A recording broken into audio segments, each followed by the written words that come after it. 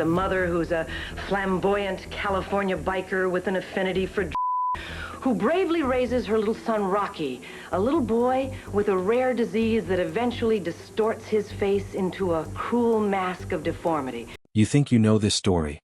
You've seen the movie, maybe cried at it, maybe marveled at Cher in a leather jacket doing something genuinely extraordinary with a role that could have been pure sentiment.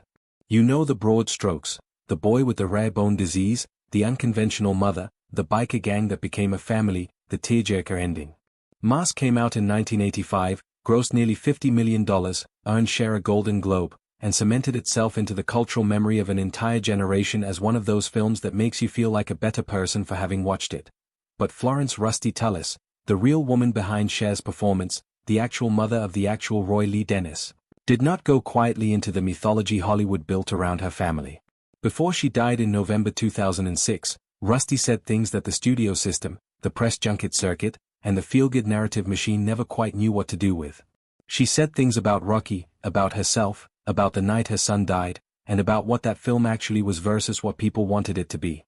And when you lay all of it out, the verified facts, her own recorded words, the gaps between the movie and the truth, the picture that emerges is far more complicated, far more human, and in some ways far more devastating than anything Hollywood put on screen. This is that story.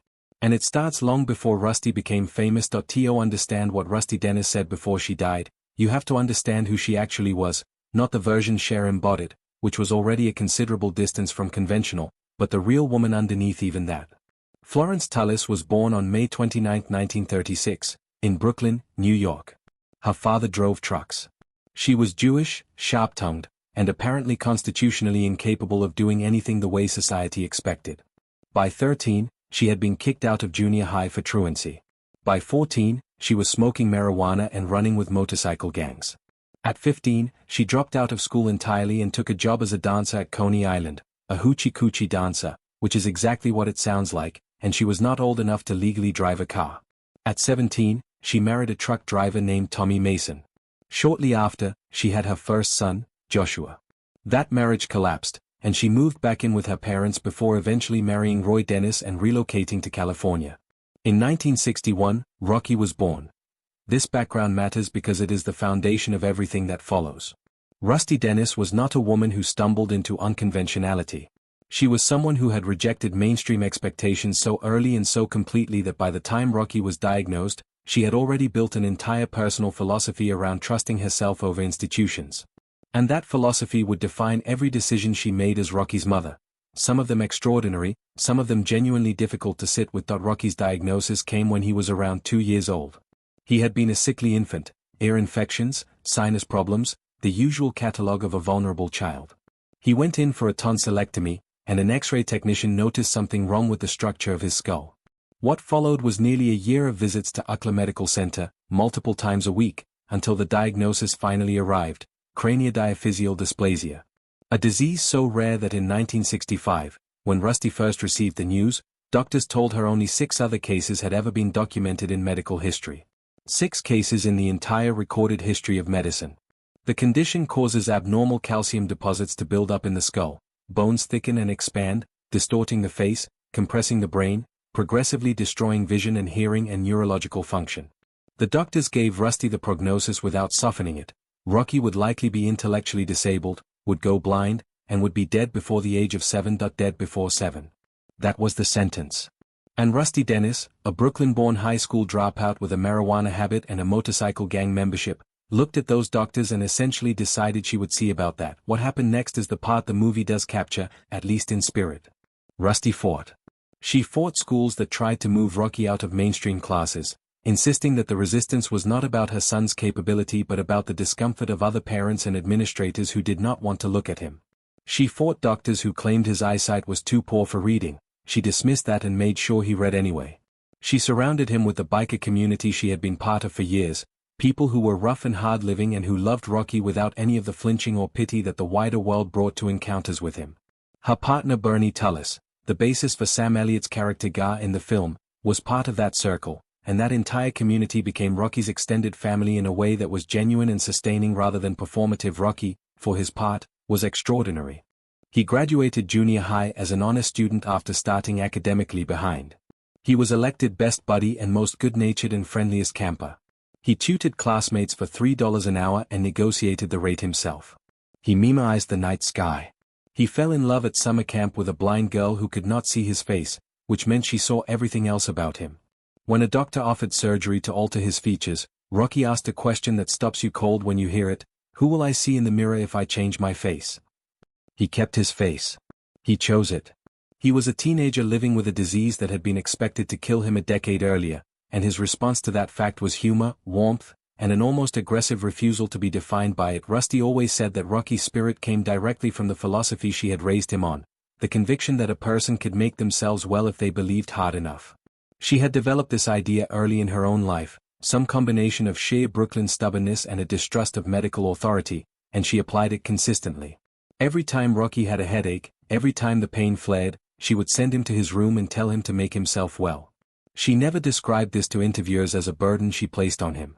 She described it as the greatest gift she could give him, the refusal to see himself as a victim, as someone being killed by degrees, as someone whose life was a countdown. Whether it also meant his pain was sometimes minimized, whether there were nights when Rocky needed something other than that particular form of love, is something that only the two of them ever fully knew. What the record shows is that Rusty never backed away from that philosophy, never apologized for it, and maintained until her death that it had kept Rocky alive and intact in ways that medicine alone never would have. By the time Mask was in theaters in 1985, Rocky had been dead for nearly 7 years. He died on October 3, 1978, at 16 years old, nearly 17. He had outlived his death sentence by almost a decade. And the manner of his death, and the specific facts surrounding it, are where the distance between the Hollywood version and the reality becomes most stark and most important to understand. That in September 1978, Rocky's health had deteriorated sharply. The disease had finally begun to win. He was in a wheelchair in the final weeks. The headaches that had been his constant companion since childhood had escalated beyond anything that could be managed. In the final days, the family, Rocky, Rusty, and the biker circle, went out for dinner together. Everyone could see how weak he had become. That evening, Rocky came home with a headache. And Rusty did what she had always done, what she had done his entire life. She sent him to his room and told him to make himself well. That he never woke up. Rocky Dennis died the following morning at home, in his sleep, at 16 years old. Now, the film shows Rusty discovering his body herself. It is one of the most emotionally devastating scenes in the movie, raw and intimate and almost unbearable to watch. In reality, Rusty was not home when Rocky died. She was at her lawyer's office dealing with a drug possession charge. Her partner Bernie called to give her the news. That gap between what the film shows and what actually happened is not a small thing. Hollywood chose to place Rusty physically at the moment of her son's death because that is what the narrative required. The grieving mother, present, devastated, alone with her loss. The truth was messier. The truth was that Rocky died while his mother was at a lawyer's office managing the legal consequences of her drug use, and she found out by phone. Rusty never publicly framed that as a source of guilt. She never offered a tortured confession about not being there. What she said, consistently and without flinching, was that she believed Rocky had died the way she had always wanted for him, at home, in his own bed, without machines, without a hospital, without indignity. She had promised him that. And she kept that promise, even if she wasn't physically present for the moment itself. When the film came out, reporters expected a particular kind of response from Rusty. Gratitude, maybe. Tears. Some version of Hollywood grace, a mother humbled by the tribute paid to her extraordinary son.